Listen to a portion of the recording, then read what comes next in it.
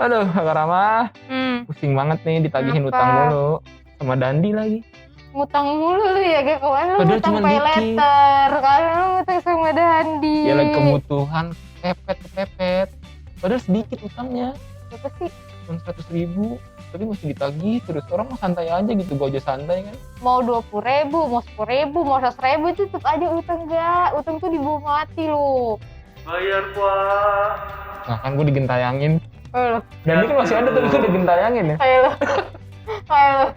Iya Dan, nanti gue bayar Dan. Tenang aja, tenang. Cuma 100.000. Ayo lo. Nanti habis syuting nih, gue bayar. Dihantui dong. Serem nggak tuh? Aduh. Kita kan dibawa mati, lu harus bayar loh. Daripada ditagih ntar ya. Di akhirat. Lagian juga kalau ngutang sama temen kan gak ada bunganya. Sih, bener. Masa lu masih males juga buat bayar utangnya, jangan-jangan nih kayak gini.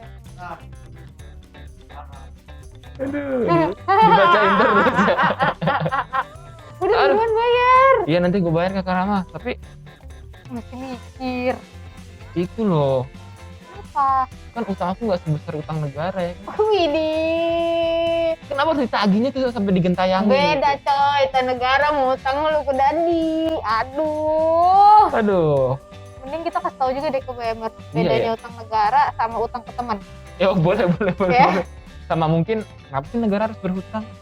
Iya, itu penting banget. Oke, kita bahas di luar. Ini larang nggak Dan? Sama.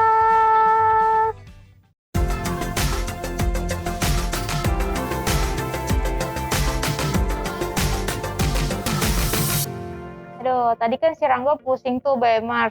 Dia punya utang sama Dandi 100.000. Ya, apa aja itu kan utang ya. Harus dibayar ya? Harus dibayar. Iya, Gitu siap, juga siap. sih sama utang negara ya kan. Tadi kan Rangga bilang, wah gue gak segede utang negara, utangnya yang ke Dandi. Ya tetap aja emang negara nggak bayar utangnya, harus bayar lah. Ya. Cuman kira-kira bedanya apa nih Kak Rama? Bedanya, kenapa sih kalau negara tuh harus ngutang ya? Padahal kan kayaknya negara tuh punya penghasilan dari pajak. Sumber daya alamnya juga Iya, banyak. Iya benar. Banyak Berbagai juga, negara tuh utang iya, ya? ngutang juga. Karena kalau misalnya berdasarkan apa ya, peraturan dari Kementerian Keuangan. Oh mantap. Bener gak sih? Data banget nih. Iya nih, data banget nih BMR. Itu tuh utang negara digunakan untuk keperluan negara yang cukup mendesak gitu. Oke, Kalau bisa untuk dibilang. belanja negara gitu ya. Iya, misalnya negara tuh mau belanja kebutuhan untuk fasilitas misalnya kayak kesehatan. Oke. Terus Pendidikan. kayak, iya, pembangunan yang kayak gitu yang emang dari anggaran negara tuh kayaknya gak Kurang cukup gitu gitu. ya? Gitu. Oh, jadi alasan negara berutang tuh salah satunya itu ya? Kak Iya, Rama? lagi kan kayak mungkin nih kayak misalnya lagi pandemi, Mhm. kita kan butuh kayak rumah sakit darurat dan Oh, sebagainya. iya benar. Mungkin kalau misalnya pemerintah tiba-tiba mau mendirikan rumah sakit darurat, ya itu terus anggarannya nggak cukup, bisa dengan terpaksa Harus berhutang dulu ya? berhutang, Iya. gitu. Tapi sebenarnya kalau utang negara itu harus memberikan jaminan gitu nggak sih Kak Rama? Ya jelas lah, Oh jelas. itu bedanya utang negara sama utang lu ke Dandi. Lu kan ngutang ke Dandi nggak ada jaminan ya Pak? Berdasarkan ya kenal sama kenal aja udah. Iya, makanya lu nganggep remeh. Parah lo, padahal utang tuh nggak bisa dianggap remeh, BMers. Nah, kenapa utang negara tuh beda juga sama utang kita ke teman itu? Karena pada dasarnya utang negara itu apa ya? Kayak bahasa Jawanya nih. Bahasa Jawa. Apa emang ada bahasa Jawanya? Ada namanya sovereign debt. Bahasa Inggris dong. Udah mulai ngelawak nih Kak Rama. Iya, aduh, mencoba nih masih try. Jadi utang negara itu kayak apa ya?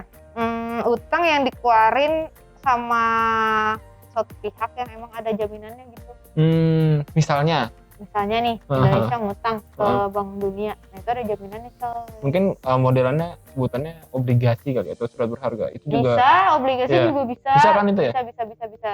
Nah terus kalau misalnya utang tersebut ada tingkat resikonya nggak sih Kak Rama? Dan bisa dilihat dari apa tuh biasanya?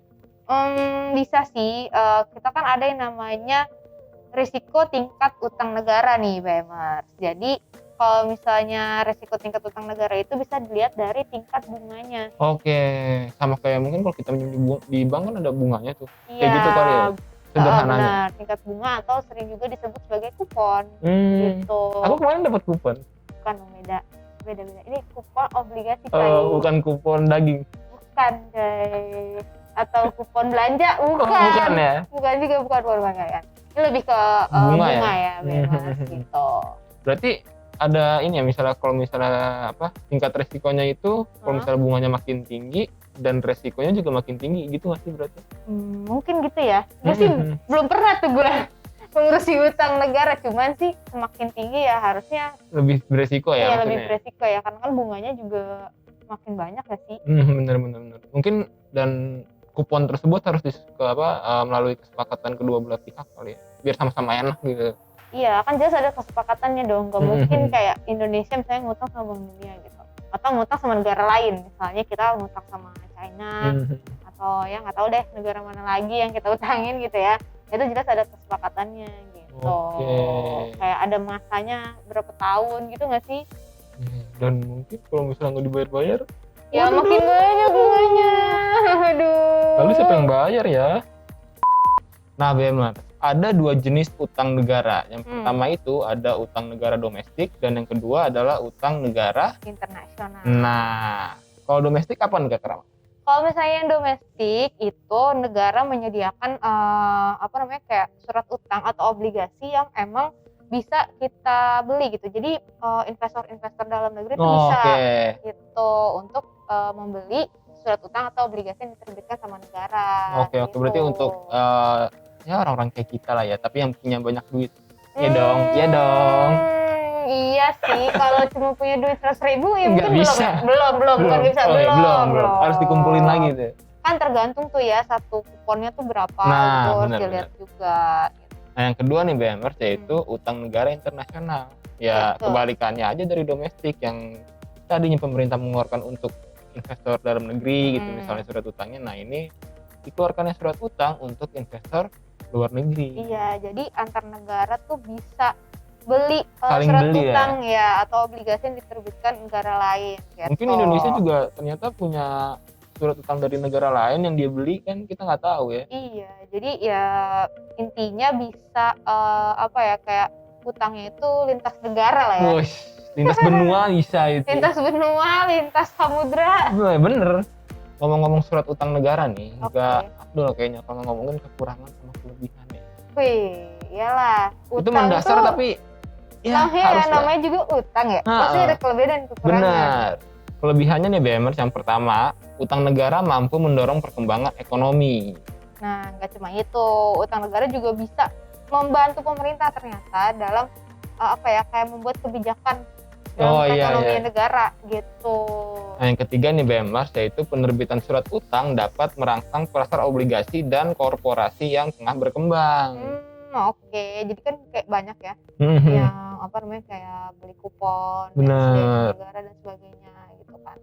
Jadi ya sebenarnya plusnya lumayan menggerakkan ekonomi negara itu sendiri iya, lah ya. Betul. Mungkin kayak misalnya butuh membangun suatu kayak tadi tuh fasilitas umum. Sama tadi juga sebenarnya ini sih BMers tadi ada yang kurang, kayak bisa meningkatkan kayak PMI Oh iya, itu apa namanya tuh? Coba deh, gue agak-agak lupa di BMers, gue tak kepala nih ngomongnya. IPM. Iya, kok PMI sih? IPM dong. Pak Merah Indonesia dong itu. Bisa meningkatkan IPM BMers, yaitu indeks pembangunan manusia juga dari dana tersebut. Tuh, intinya utang yang yang dilakukan oleh satu negara gitu ya, atau utang negara itu nggak berefek ke seluruh penjuru negeri. Iya benar. Intinya ya pada dasarnya untuk kemaslahatan bersama. Iya, diplomasinya begitu ya Pak? Iya sih, cara diplomasi begitu. Secara diplomasi bener dong BMers, tapi ya asalkan utang negaranya masuknya ke kas negara. Nah, nggak ke kas yang individu atau kelompok tertentu.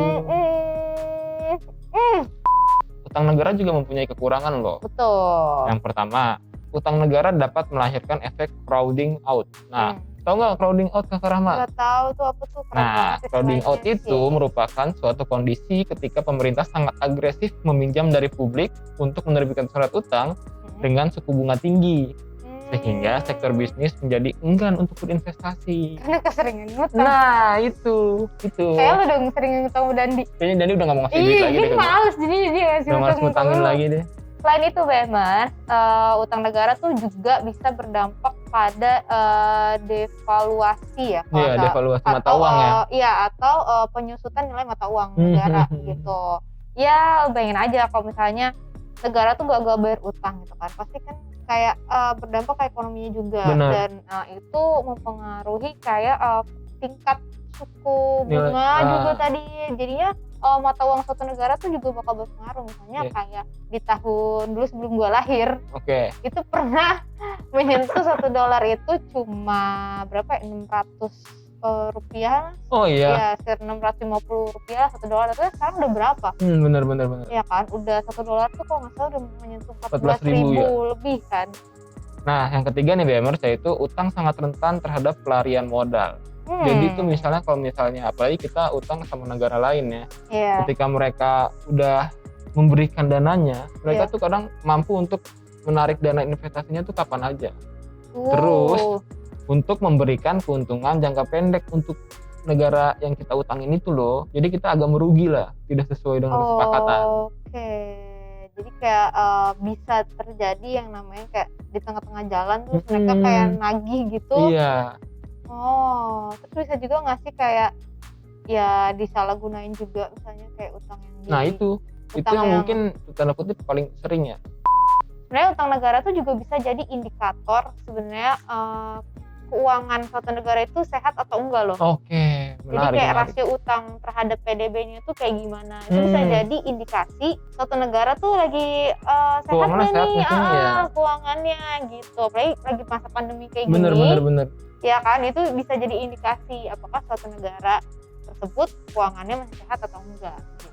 Berarti intinya kalau misalnya nilai rasio utangnya tinggi nih Kak Rahma dibanding PDB, ya mungkin resikonya negara tersebut bisa gagal bayar kali ya.